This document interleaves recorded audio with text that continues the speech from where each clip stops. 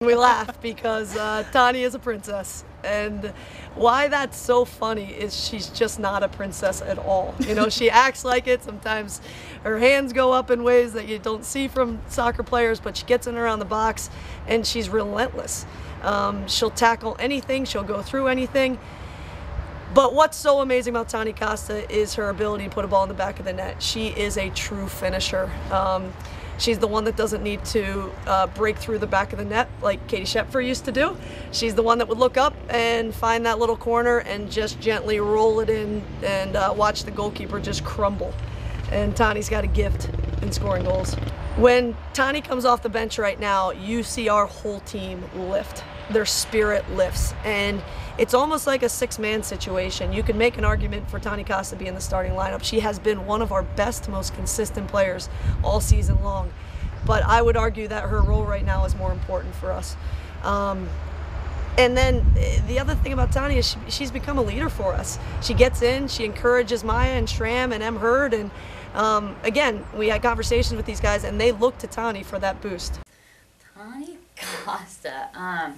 She's obviously been a huge role on the field, but arguably an even bigger one off the field. She is one of the funnier people I've ever met, and has also became a stylist for our team. I'm pretty sure she's responsible for everyone's eyebrows and outfit choices, and their nails as well. She's such a diva, and it's so awesome.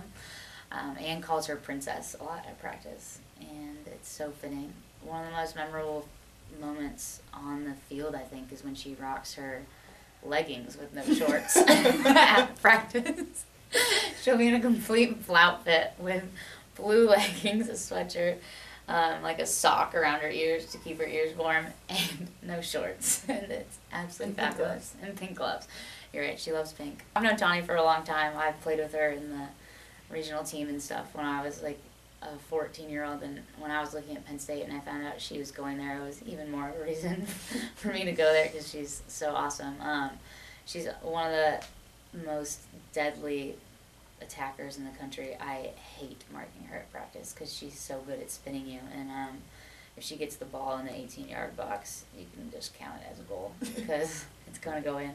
Me and Tani weren't really friends my freshman year. We got really close these past couple months, though, the start of this season. Ever since last year, I think the start of our friendship kind of evolved through her doing my eyebrows. Because they were always just terrible, and she did them real well. And this year, she kind of brought out the girl in me, and she said, "Richie, like, you're really pretty." I already knew I was pretty, but like, she was like, you need makeup. So this store Ulta opened in State College this year, and I mean, she took me on a shopping trip there, and we bought my first makeup kit, and from there we kind of just, our friendship really bloomed, and she made me pretty. So, you, obviously from State College, have been to your fair share of games before you came here. You saw Tani, and how has she evolved as a player that you've seen both as a fan and a teammate?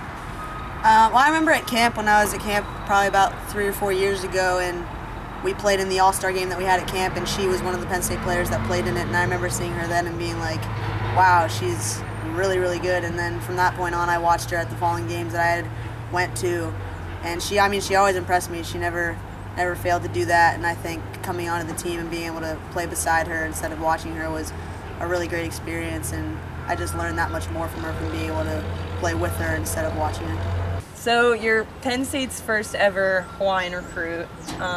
You're known as the diva on the team, the hair, eyebrows, all that. How does a Hawaiian princess go all the way from Hawaii to State College, Pennsylvania?